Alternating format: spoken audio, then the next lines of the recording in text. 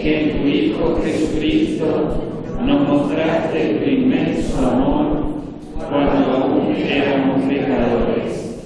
Nosotros queremos que tu gran poder se muestra sobre todo en el perdón y en la misericordia. Te pedimos que nos envíes el Espíritu Santo prometido por Jesús, que nos lleve a experimentar y entender tu gran misericordia y a convertirnos en mensajeros e instrumentos de la misma ante nuestros hermanos más necesitados. Tú que vives y reinas por los siglos de los siglos. Amén. María, Reina y Madre de la Misericordia, ruega por nosotros. En el nombre del Padre, del Hijo y del Espíritu Santo. Amén. Y así lo recibimos a nuestro obispo, a Monseñor Antonio Marino, y lo hacemos con un cálido aplauso.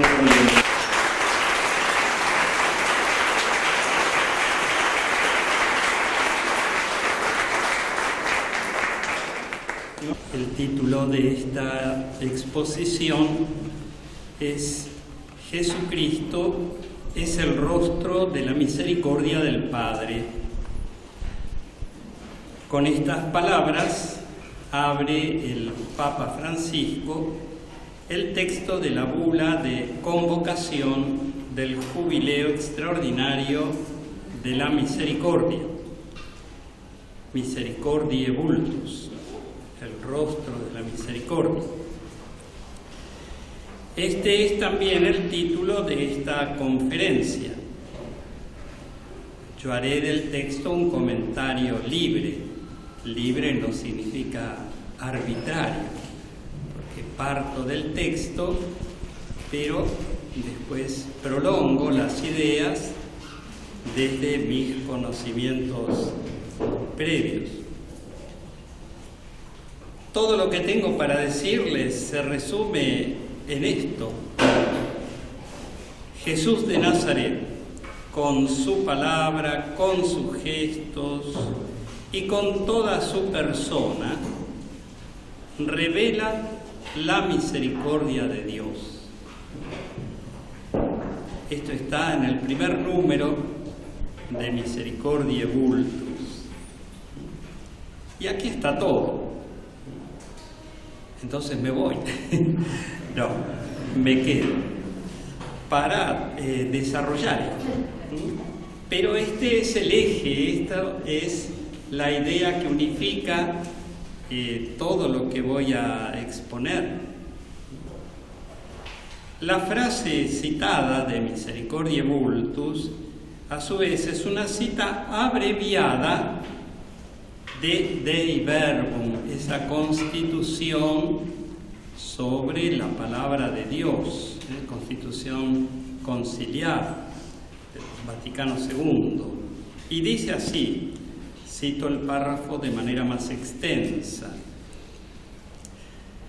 Después que Dios habló muchas veces y de muchas maneras por los profetas, últimamente en estos días nos habló por su Hijo, pues envió a su Hijo, es decir, el Verbo Eterno, que ilumina a todos los hombres, para que viviera entre ellos y les manifestara los secretos de Dios.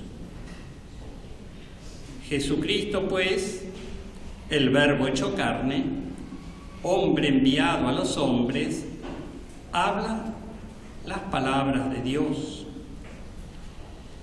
y lleva a cabo la obra de la salvación que el Padre le confió.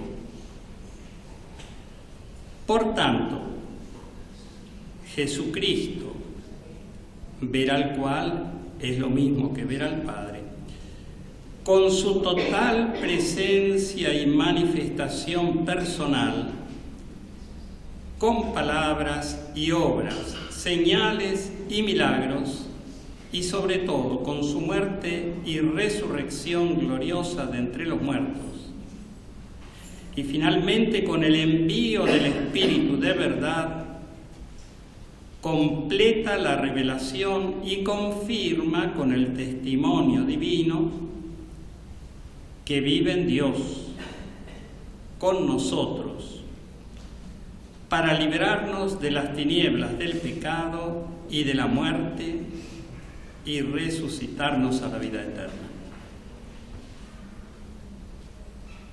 Bueno, esto quiere decir que Jesús, a través de toda su vida, desde el comienzo hasta el final, es la traducción humana del misterio de Dios en sí mismo y de su amor misericordioso hacia nosotros.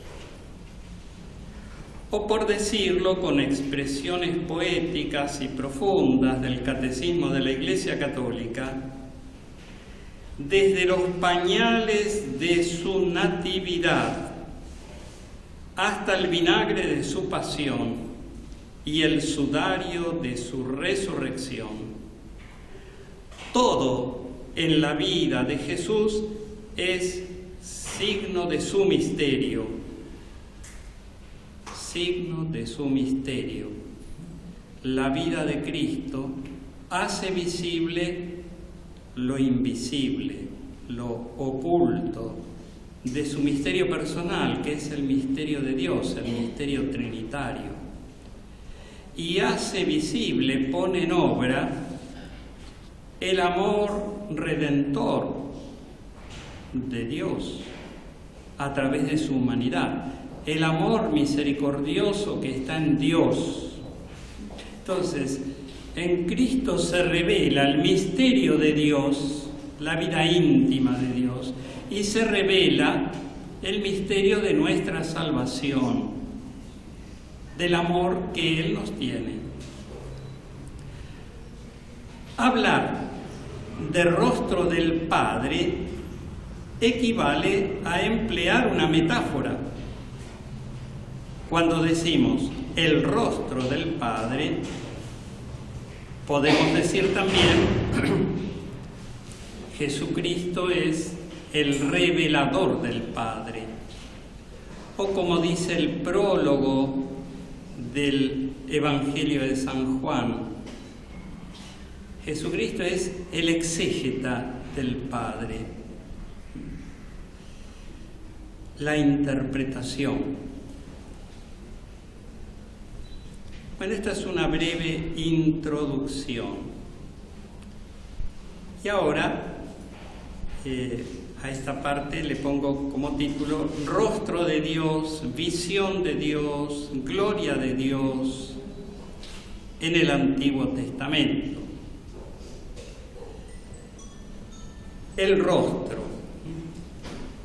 podemos decir que es el espejo de lo que hay en el interior del hombre, pero también puede ser su máscara, lo que lo oculta. El rostro del hombre refleja y oculta sus pensamientos, sus propósitos, sus sentimientos más íntimos. Con nuestro rostro hablamos, nuestras expresiones, aún sin pronunciar palabras. Es por su rostro y sus expresiones que los hombres buscan la comunicación de lo que hay en su interior. Por eso el rostro del hombre puede convertirse en sinónimo o símbolo de toda su persona. Para identificar a una persona buscamos una fotografía de su rostro, de su cara. No ponemos ni el brazo ni un pie, el rostro.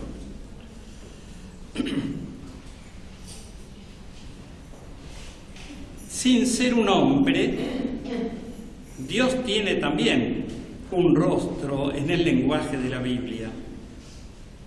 Un rostro que el hombre busca y ansía ver. Yo busco tu rostro, Señor. Y en los Salmos se repite esta expresión. El ansia, el deseo de ver a Dios y ver su rostro? ¿Cuándo llegaré a contemplar el rostro de Dios? En el Salmo 42. Este anhelo del salmista, muy repetido, recorre las Sagradas Escrituras. En los orígenes, buscar el rostro de Dios era sinónimo de ir a consultar como un oráculo, el profeta, a ver cuál es la voluntad de Dios. Así en Amós 5:4.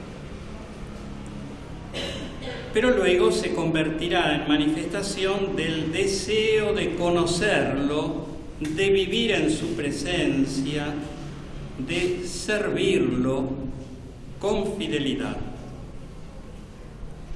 Ver a Dios, contemplar su rostro, o bien que Él nos muestre su rostro, o lo haga brillar su rostro sobre el hombre. Implica esto, ¿qué estamos diciendo con estas palabras? La convicción de que en Dios está la dicha perfecta, la dicha cumplida del hombre, y que Dios es la fuerza salvadora que el pueblo necesita. El rostro de Dios significa una presencia que da vida, y una presencia que se da a conocer por su bondad. Dada la santidad divina, ante su manifestación, cuando Dios se manifiesta, muestra su rostro, el hombre siente su insignificancia y su impureza, y experimenta entonces su necesidad de purificación. Sabe que los rectos pueden contemplar su rostro. Y en la Escritura se afirma de algunos hombres que han gozado del privilegio de ver a Dios e incluso de poder hablar con Él, se dice cara a cara, como Moisés. En el libro del Éxodo, Números, en el Deuteronomio, se dice esto de Moisés, que tenía esa intimidad tan grande con Dios, que era como que hablara cara a cara con Él. También se afirma esto de Elías en el primer libro de los Reyes.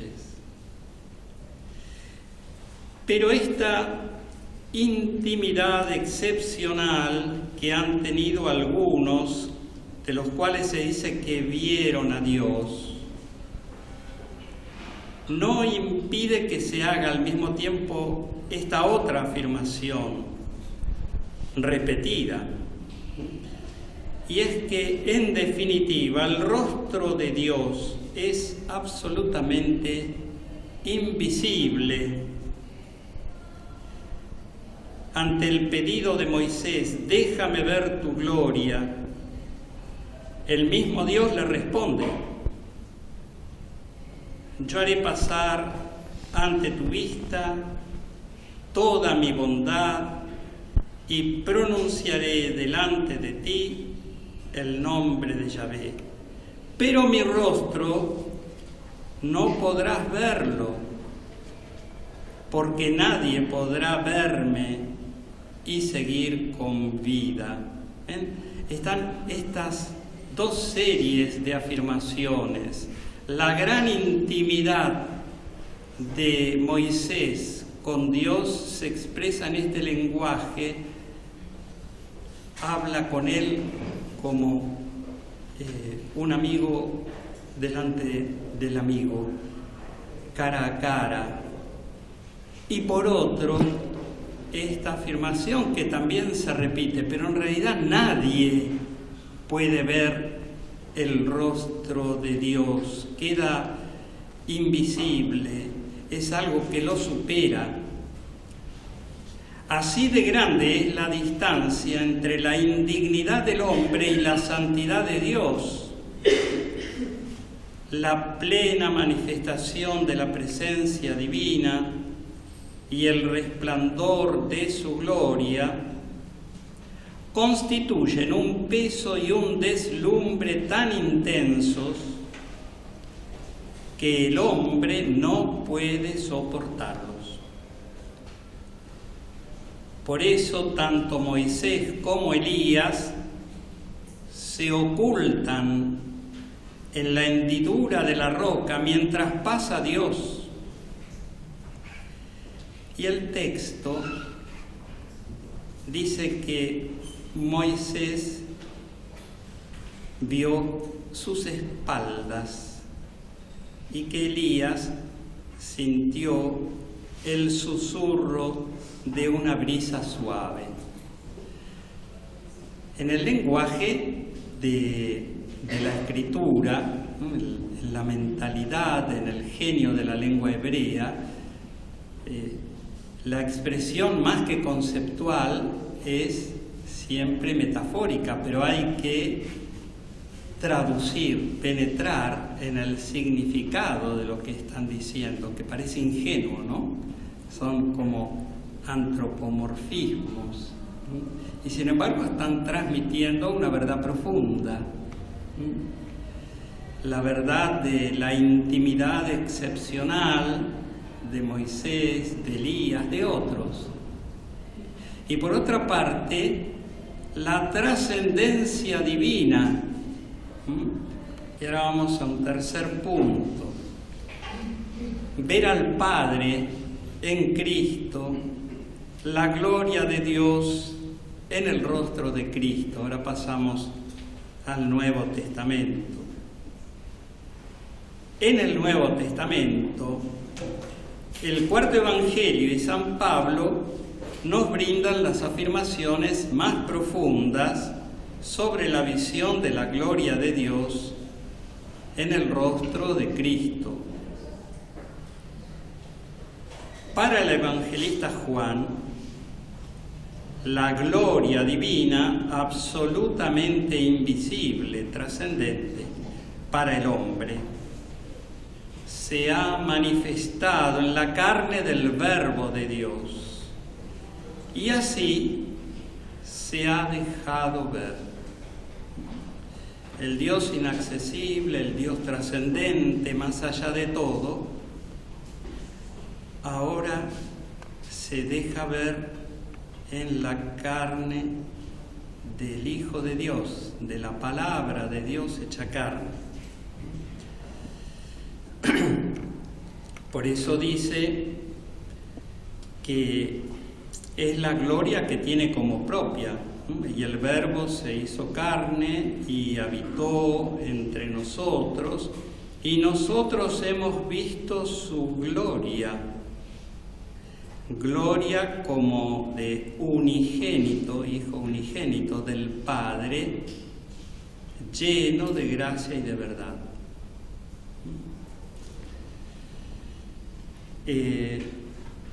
Es la gloria que le compete como propia en cuanto unigénito del Padre y en cuanto Dios unigénito. En el versículo 18 aparece esa expresión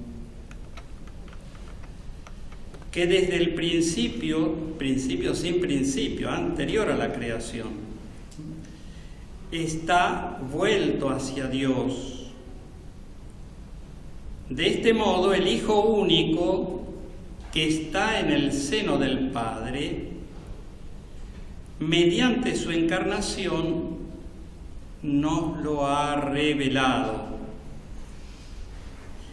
Entonces, ¿cómo es que el Verbo encarnado puede darnos a conocer a Dios, siendo que a Dios nadie lo ha visto jamás?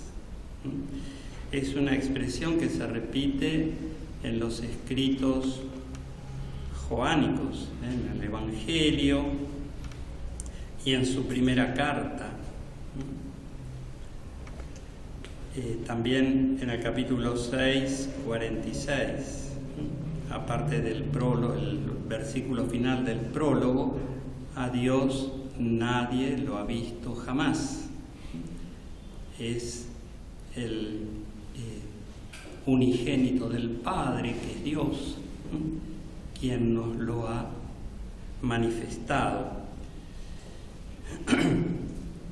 Y en Juan 6:46 encontramos la respuesta, nos la da el mismo Jesús. No es que alguien haya visto al Padre, sino aquel que ha venido de Dios.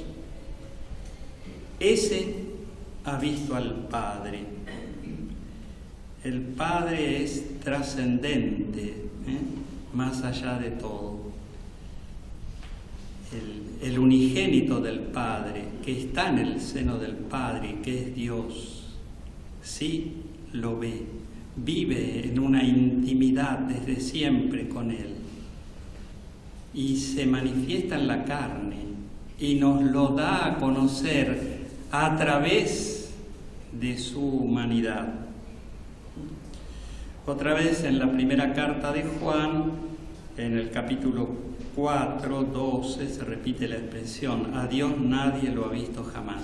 Pero ahora va a sacar esto, decir esto: si nos amamos unos a otros, Dios permanece, lo hacemos visible mediante el amor que manifiesta la vida íntima de Dios, porque en esa carta se afirma, y es el único lugar donde aparece así tan claro: Dios es amor.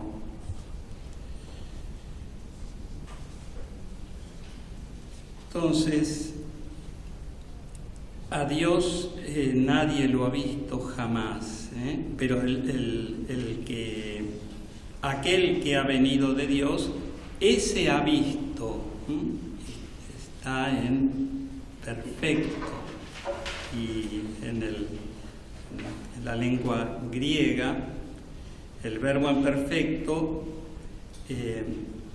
da el resultado presente de una acción ya acabada. Lo ha visto y lo sigue viendo, lo tiene. Dos cosas entonces corresponden con exclusividad a Jesús: el unigénito del Padre, según el cuarto Evangelio, manifiesta la gloria divina en su humanidad, en su carne. La gloria invisible se vuelve invisible a través de la carne, a través de toda la vida de Jesús.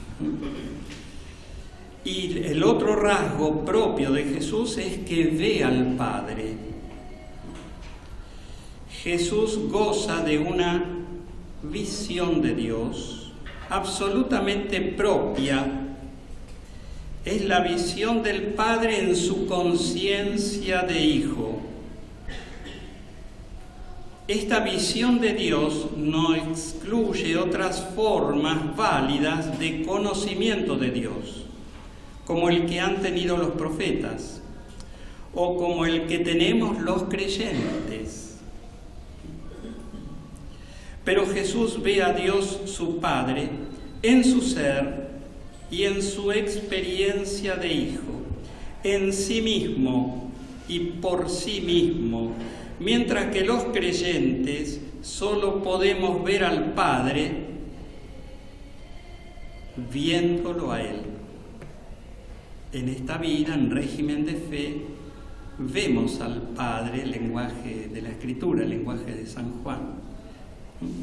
Pero aquí el verbo ver tiene un significado distinto de cuando se aplica a Jesús respecto de cuando se aplica al creyente.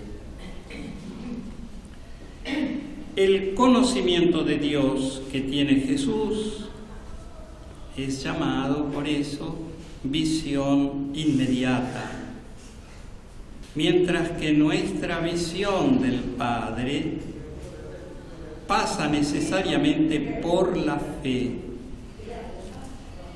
La fe me hace ver.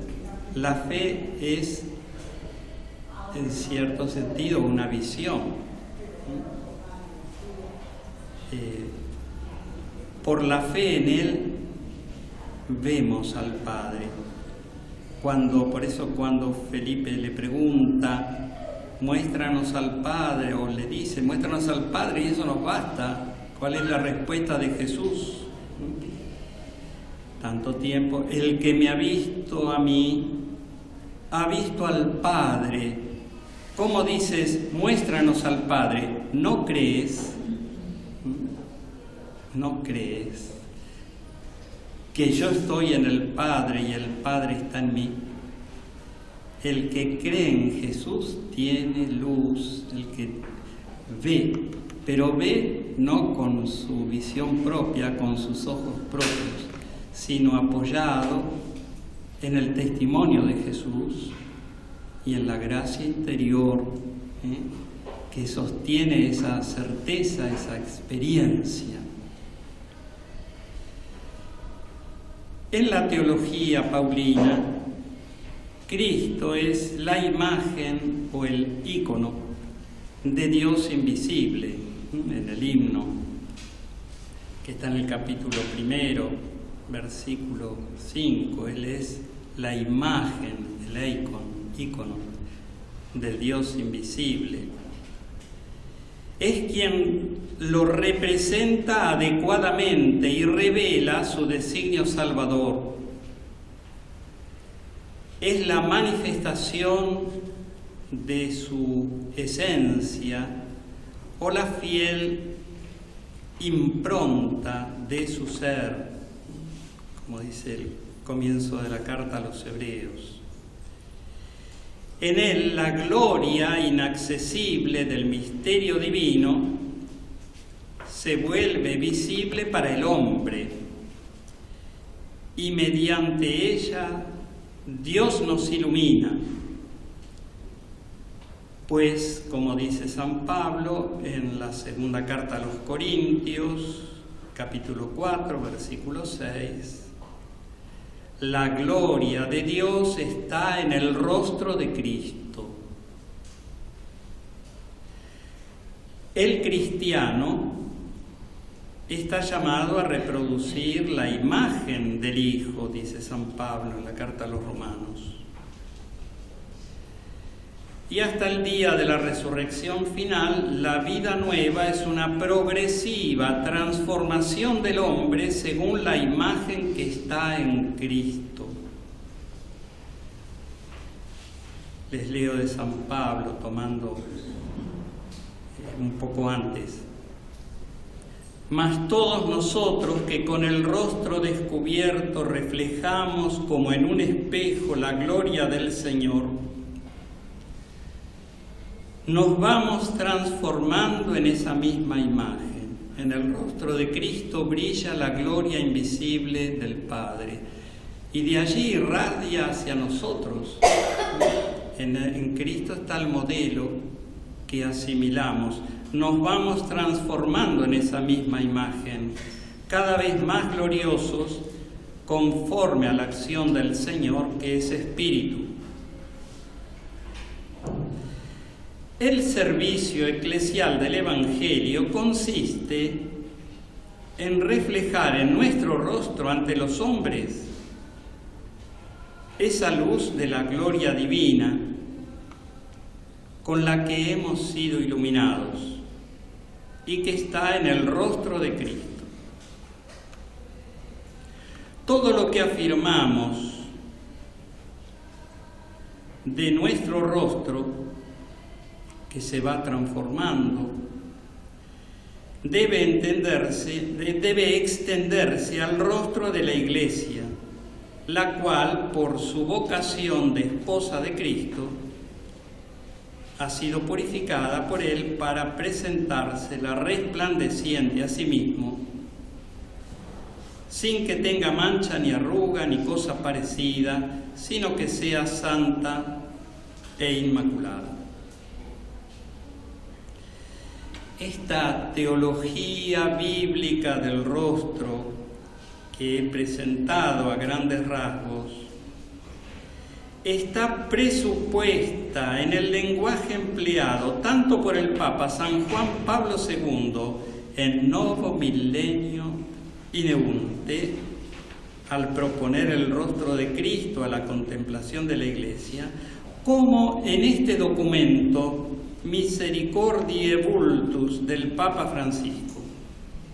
Y entonces convenía evocarla para tener el trasfondo sobre el cual se elabora la reflexión sobre la misericordia en el hoy de la misión de la Iglesia, en el curso de la historia de los hombres. Como puede observarse en el itinerario que hemos seguido, se habla sucesivamente de el rostro de Dios, el rostro de Cristo, el rostro del hombre, el rostro de la Iglesia. El rostro de Cristo, contemplado a la luz de la fe, es el lugar del encuentro íntimo y personal entre Dios y el hombre, que habrá de traducirse en nuestro rostro y en el rostro de la Iglesia como reflejo de la gloria divina, como reflejo de su misericordia hacia nosotros.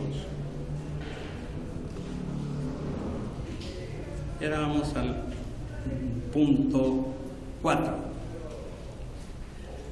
Valor manifestativo y sacramental de la humanidad o del rostro de Cristo.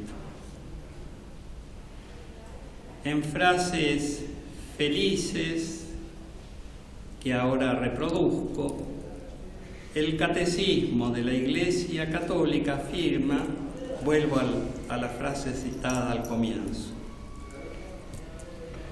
desde los pañales de la Natividad hasta el vinagre de su pasión y el sudario de su resurrección, todo en la vida de Jesús es signo de su misterio. A través de sus gestos, sus milagros y sus palabras, se ha revelado que en Él reside toda la plenitud de la divinidad corporalmente. Su humanidad aparece entonces como el sacramento, es decir, el signo y el instrumento de su divinidad y de la salvación que trae consigo. Lo que había de visible en su vida terrena conduce al misterio invisible de su filiación divina y de su misión redentora. Fíjense, hay dos cosas que se revelan en la humanidad de Cristo, en su rostro. Rostro resume toda la persona, resume su vida. Se revela el misterio de Dios, su identidad de hijo. Cuando decimos Jesús es el Hijo de Dios, está implicado allí el misterio trinitario. La identidad de Cristo es inseparable de su relación filial con el Padre y del amor que une a ambos, amor eterno, amor que es una persona, el Espíritu Santo. Y es inseparable de la finalidad por la cual se produce la encarnación del Hijo de Dios. La manifestación del amor de Dios hacia el hombre, la manifestación de su amor misericordioso. Toda la vida de Cristo es revelación del Padre. Sus palabras, sus obras, sus silencios, sus sufrimientos, su manera de ser y de hablar. Jesús puede decir: quien me ha visto a mí, ha visto al Padre. Y el Padre dice: este es mi Hijo amado, escúchenlo. Nuestro Señor, al haberse hecho hombre, para cumplir la voluntad del Padre, nos manifestó el amor que nos tiene, con los rasgos más sencillos de sus misterios.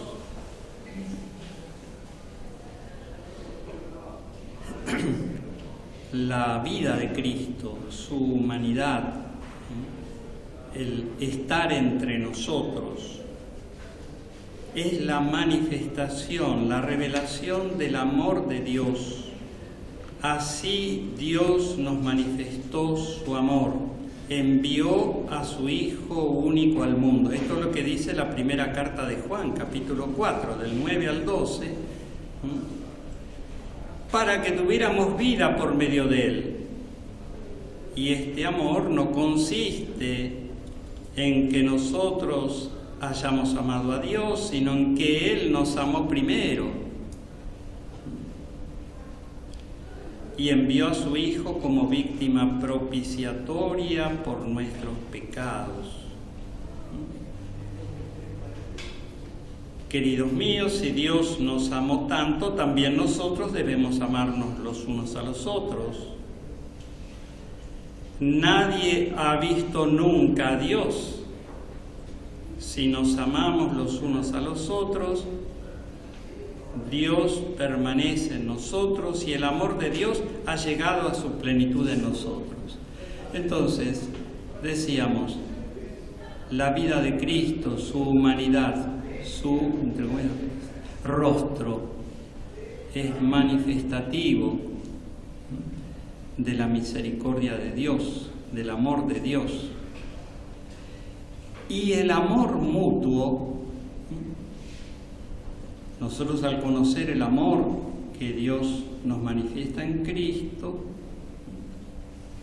cambiamos, nos renovamos y manifestamos que hemos entendido y que aceptamos y que correspondemos a ese amor en el amor mutuo, en el amor misericordioso.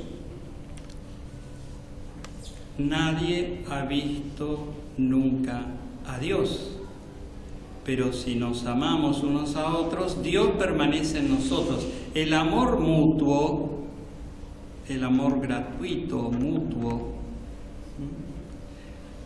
visibiliza a Dios, lo da a conocer. La humanidad de Jesús, o su rostro, vale decir su vida entera, sus gestos, palabras, no es entonces aquí considerada de manera abstracta, sino en su concreta existencia temporal, en las circunstancias históricas de su vida y de su ministerio. Dije, no es una consideración abstracta. ¿Qué sería una consideración abstracta? Decir esto, por ejemplo. Jesús es el Hijo eterno de Dios, hecho hombre, es una persona en dos naturalezas, que no cambian ni se confunden, pero tampoco se separan ni dividen en dos sujetos. Eso es una verdad. Y a veces en el análisis teológico, por exigencias de la misma fe, algunos tienen que entrar en esto, porque si no, históricamente se muestra cómo vienen problemas serios, ¿no? A veces hay que decirlo así. Pero en el lenguaje habitual, en el lenguaje de la Escritura, hacemos una consideración más concreta. Hablamos de la humanidad de Jesús, de su rostro, de sus gestos, de sus palabras. Aquí se pone de relieve el valor manifestativo que tiene su humanidad respecto de su propio misterio. Y su propio misterio es el de su filiación divina y por tanto del misterio trinitario, como les decía. Al mismo tiempo, su valor sacramental. Se manifiesta y hace presente la humanidad del Señor, el misterio de Dios y la voluntad divina de salvar al hombre. Manifiesta y hace presente a Dios, que es amor, y que por amor quiere socorrer al hombre en su miseria. Es amor misericordioso. Es imposible separar la revelación de su misterio personal, lo que los teólogos llaman la cristología, quién es, de su actuación salvadora, salvífica, de los gestos, milagros y palabras, lo que los teólogos llaman la doctrina de la salvación, la soteriología. O bien, dicho de otra manera, no podemos separar su misión, no podemos establecer separación entre el ser y el obrar. Su misión redentora hace presente lo invisible de su misterio personal. Jesús, con su voluntad humana, aceptó libremente la voluntad divina del Padre, que quiere salvar al hombre mediante su pasión y su muerte. Tanto en el sufrimiento como en la muerte, su humanidad se hizo instrumento libre y perfecto de su amor divino y misericordioso, que quiere la salvación de los hombres. Y ahora un quinto punto. Las dimensiones del amor misericordioso de Cristo. Hablamos de humanidad de Jesús, de rostro de Cristo. Podemos también hablar del corazón de Jesús. Es el lugar donde se revela el amor misericordioso de Dios. Allí se revela el corazón del Padre, sus entrañas conmovidas por la miseria del hombre. En el Antiguo Testamento hay un pasaje muy hermoso en el profeta capítulo 11 de Oseas, y creo que es el caso ahora de detenernos en él. Es una de las páginas más conmovedoras, más bellas del Antiguo Testamento, como revelación del amor tierno de Dios hacia el hombre, que Él sigue considerando como su criatura a pesar de su desvío. Cuando Israel era niño, yo lo amé, y de Egipto llamé a mi hijo. Pero cuanto más los llamaba, más se alejaban de mí. Ofrecían sacrificios a los Baales y quemaban incienso a los ídolos. Y yo había enseñado a caminar a Efraín, lo tomaba por los brazos. Fíjense, imágenes tiernas. Pero ellos no reconocieron que yo los cuidaba. Yo los atraía con lazos humanos, con ataduras de amor. Era para ellos como los que alzan a una criatura contra sus mejillas. Fíjense las imágenes. Me inclinaba hacia él y le daba de comer.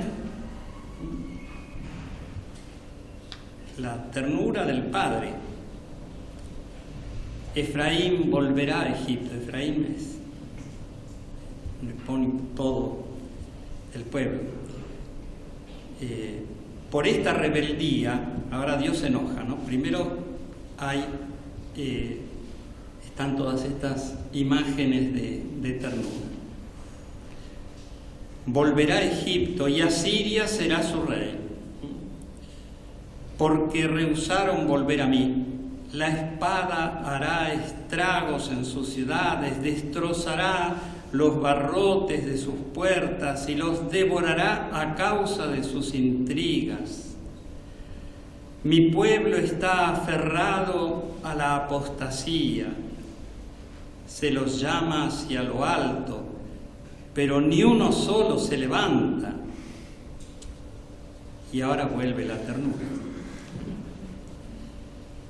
¿Cómo voy a tratarte como a Admá o a dejarte igual que Seboim? Mi corazón se subleva contra mí y se enciende toda mi ternura. No daré libre, ahora es como que vuelve atrás. No daré libre curso al ardor de mi ira. No destruiré otra vez a Efraín. Porque yo soy Dios, no un hombre. Soy el santo en medio de ti y no vendré con furor. Termina triunfando el amor.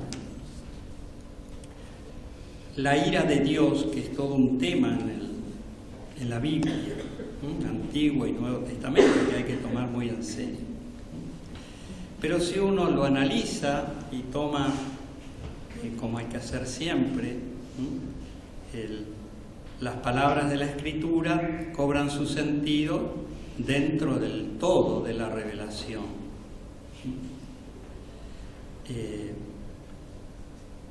Uno ve que hay una pedagogía en ese lenguaje y cómo la podríamos traducir, al menos en parte así. La ira de Dios, el enojo de Dios, tiene mucho de metáfora de su amor.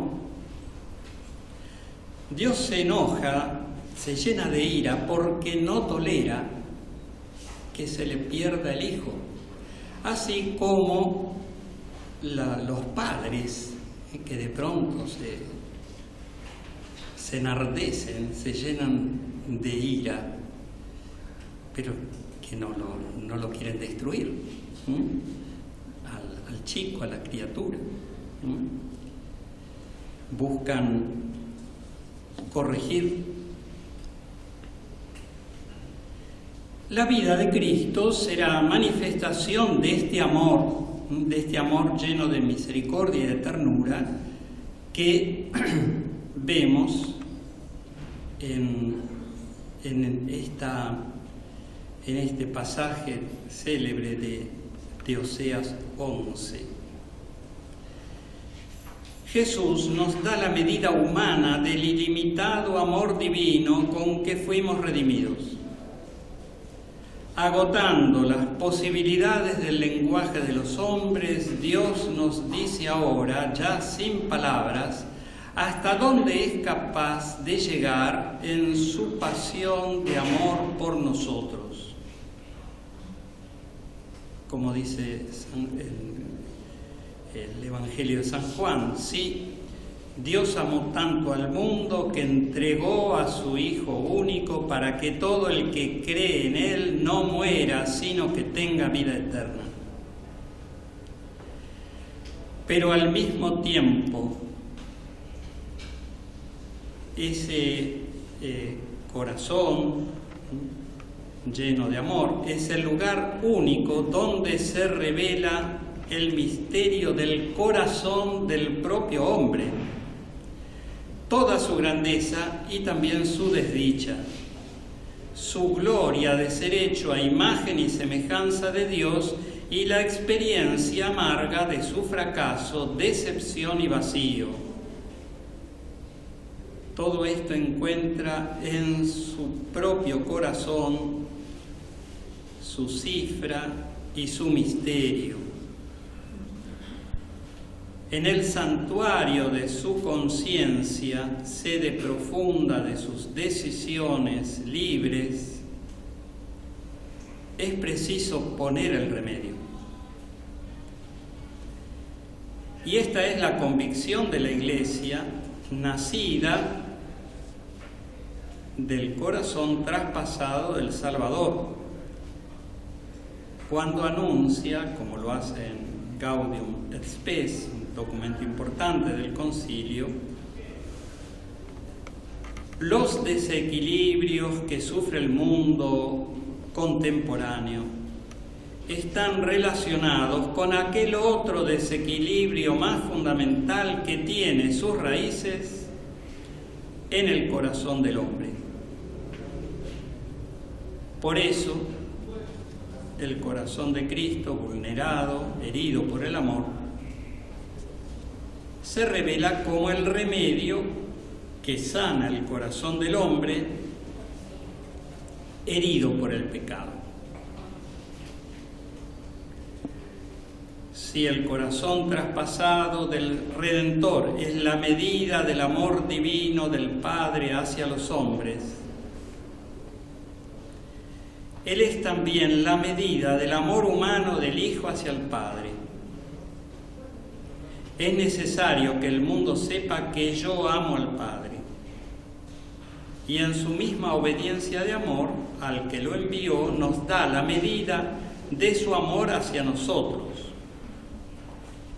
No hay amor más grande que dar la vida por los amigos. Y nos brinda al mismo tiempo el paradigma o medida de nuestro amor a Dios y a los hermanos. El que dice que permanece en Él debe proceder como Él. Les doy un mandamiento nuevo: ámense los unos a los otros, así como yo los he amado. Ámense también ustedes los unos a los otros. Cuando Jesús dice en Lucas 6:36, sean misericordiosos como el Padre de ustedes es misericordioso, lema de este año, podemos considerar que se está retratando a sí mismo. El modelo es el Padre, como el Padre. Pero Jesús es el rostro del Padre, el revelador del Padre, y es por tanto modelo de la misericordia del Padre. Es la manifestación, la traducción humana del amor misericordioso del Padre. Y bueno, podríamos pasar largo tiempo, solamente cito algunos versículos donde aparece la misericordia de Cristo en acción. En Mateo 9:36, al ver a la multitud, tuvo compasión porque estaban fatigados y abatidos, como ovejas que no tienen pastor. En Mateo 14, versículo 14, cuando desembarcó, Jesús vio una gran muchedumbre y compadeciéndose de ella, curó a los enfermos. En Lucas 7, del 12 al 15, cuando resucita al hijo de la viuda de Naín, cuando se acercaba a la puerta de la ciudad, llevaban a enterrar al hijo único de una mujer viuda, y mucha gente del lugar la acompañaba, al verla Jesús se conmovió y le dijo: no llores. Después se acercó, tocó el féretro,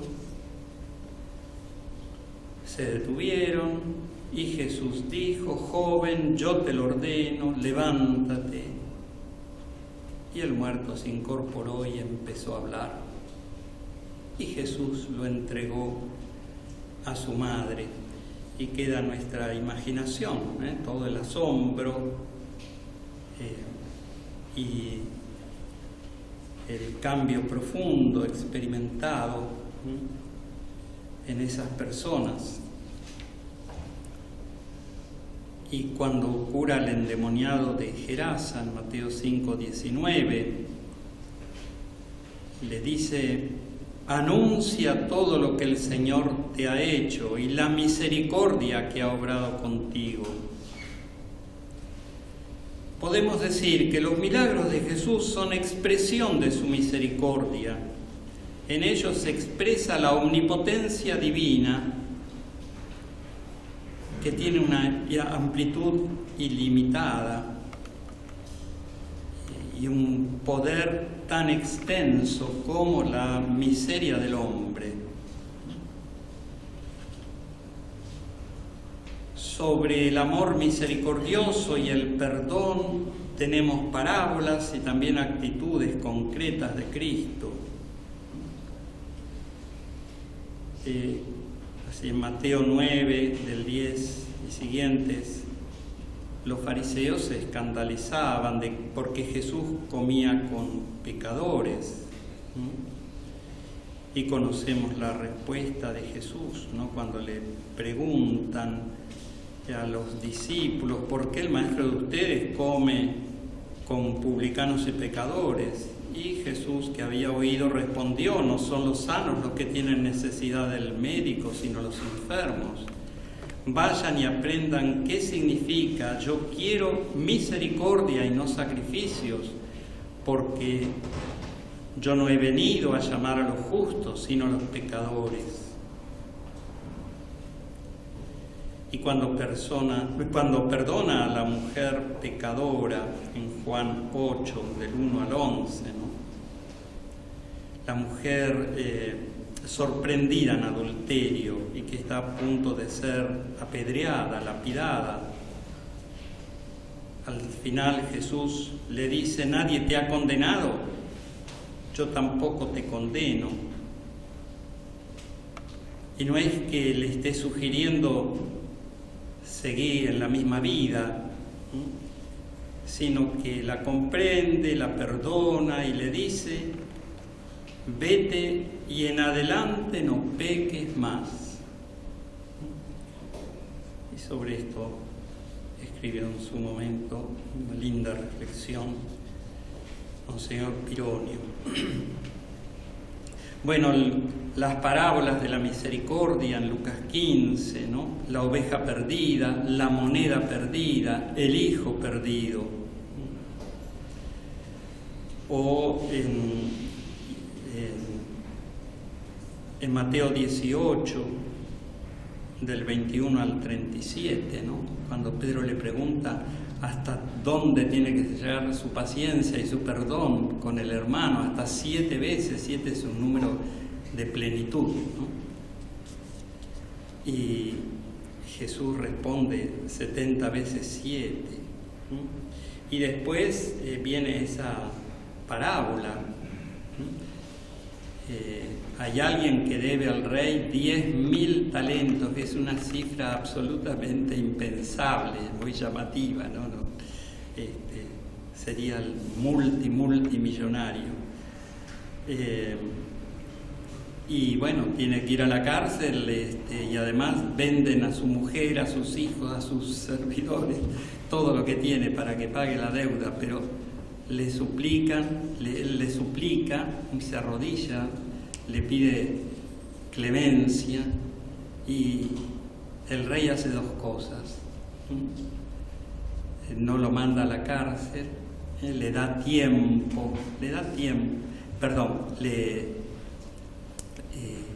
perdona la deuda, ¿no? Lo perdona y no tiene en cuenta la deuda. Es un acto de generosidad total. Y lo contrapone, Jesús contrapone esos 10.000 talentos con 100 denarios.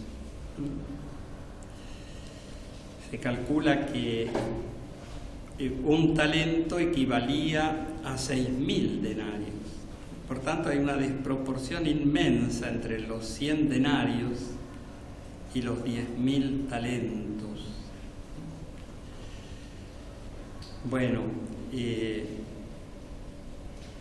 la omnipotencia divina que actúa en Jesús no se manifiesta como ostentación de un poder arbitrario, sino que brilla, como dice con acierto una conocida oración colecta de la liturgia. Se brilla sobre todo en el perdón y en la misericordia. Dios, que manifiestas tu omnipotencia, tu gran poder, sobre todo en el perdón y en la misericordia. Multiplica tu misericordia sobre nosotros. Es una oración magnífica y plenamente bíblica. Si no, fijémonos en el texto de Sabiduría 11, del 21 al 26. Allí se habla: tu inmenso poder está siempre a tu disposición. ¿Quién puede resistir a la fuerza de tu brazo? El mundo entero es delante de ti como un grano de polvo que apenas inclina la balanza, como una gota de rocío matinal que cae sobre la tierra. Y fíjense lo que sigue ahora. Tú te compadeces de todos, porque todo lo puedes. Todo lo puedes, lo puede todo, es omnipotente. Por eso se compadece. El que todo lo puede traduce su omnipotencia en el perdón, en la misericordia, en la compasión. Apartas los ojos de los pecados de los hombres para que ellos se conviertan. Y el Papa Francisco comenta así: los signos que realiza Jesús, sobre todo hacia los pecadores, hacia las personas pobres, excluidas, enfermas y sufrientes, llevan consigo el distintivo de la misericordia. En él todo habla de misericordia, nada en él es falto de compasión. Miro el reloj, no se asusten, ya termino así corto, pero hago, un repasito en una frase conclusiva. Jesús, un rostro de la misericordia de Dios, es la traducción humana de lo que está en Dios. En él brilla la gloria divina, el amor de Dios. En él se manifiesta su plan misericordioso. En el rostro de Cristo brilla la gloria del Padre. Y al contemplar el rostro de Cristo, su vida, su obra, sobre todo su misterio pascual, nosotros quedamos iluminados, lo contemplamos en la fe, hacemos la experiencia de la misericordia divina y la traducimos en nuestro obrar con los demás. Y esto lo hacemos no solo individualmente, sino como iglesia. La iglesia también tiene que mostrarse con un rostro iluminado por el rostro de Cristo, donde brilla la misericordia del Padre y traduce en obras de amor, en obras de misericordia, esa gloria divina.